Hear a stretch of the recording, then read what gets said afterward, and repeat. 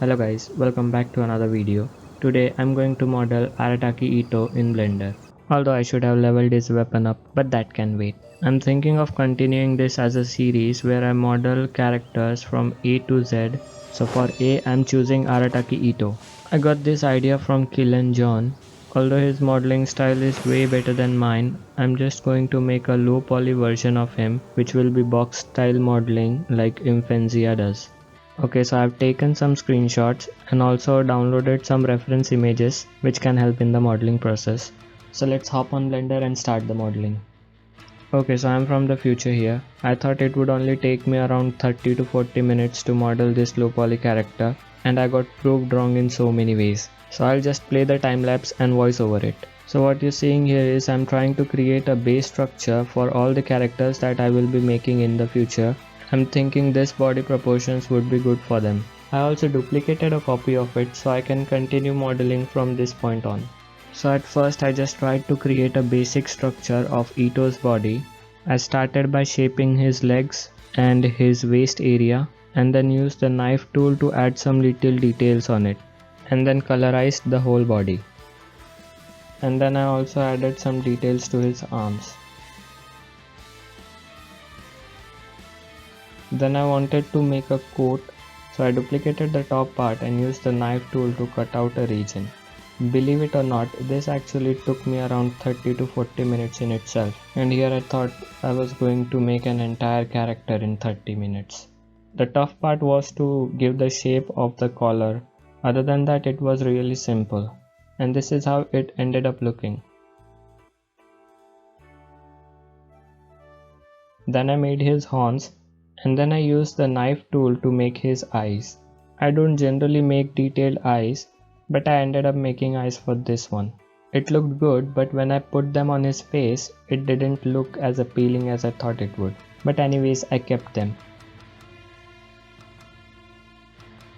Then I adjusted his horns a little, and then finally started working on his hair. Now I generally don't model any hair for my characters. I always give them simple hairstyle or give them a hat or a helmet. So this was my first time modeling hair, and it turned out to be a giant bunch of mess.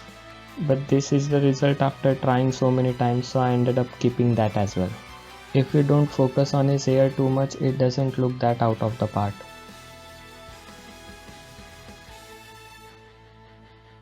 Then I also added some little details to his hair color.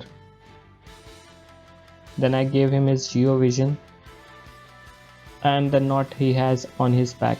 I just used the knife tool again and extruded it out, and then colored it as well.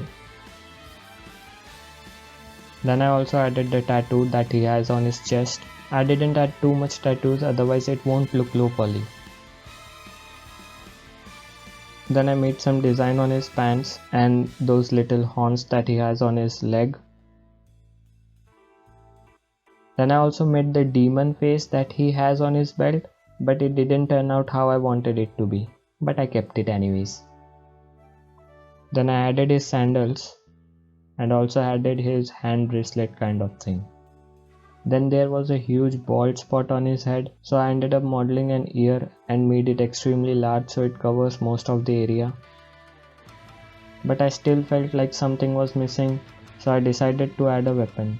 For that, I changed his hand structure to a little bit more detailed one, which is not at all detailed actually, but I changed its structure a little so it can actually grab a weapon, and then I used a reference image to model the club.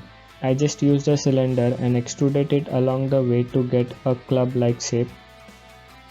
Then used the cone and duplicated them repeatedly to make the pointy things. And then I colorized it and it looked good. And this is how he looked holding his weapon.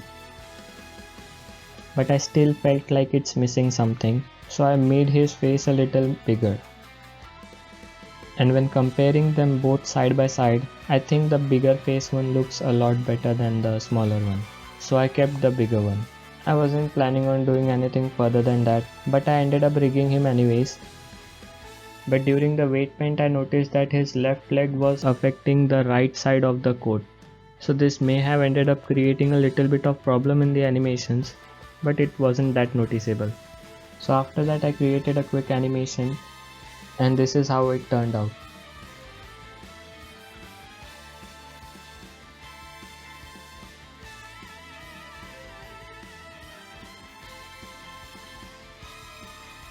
I wanted to make an animation where he kicks his club and then gets into his standard posing mode. Although the animation didn't turn out quite well, but I still like it. Then I also ended up adding him on Mixamo to see if I can make him dance, but as soon as I started to play an animation, he just disappeared from the scene. Seems like even Mixamo was not able to handle my character. So yeah, that's my version of Arataki Itto. I think this was a good stopping point. If I ended up adding some more things, I might have ended up breaking the project instead.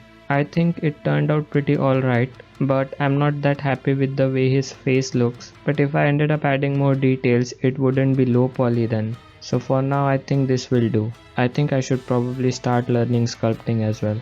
We'll see about that though. The other problem I think was that Arataki Itto in itself is a highly detailed character. Now that I think about it, even Arlecchino would have been a better choice. Her design is a lot more simpler than his. Even Anya Forger from Spy X Family would have been a good option for this. And I'm getting all these ideas during the editing process. I think I could have made this model look a lot more awesome if I knew some video editing. But sadly I suck at it. But anyways, as for the next character, starting from B, I'm thinking of modeling Beerus from Dragon Ball Z. So in the next episode, let's destroy the destroyer with my art. If you have some better characters to suggest, you can put them in the comments. I'll make sure to read them and see you on the next video. Bye for now.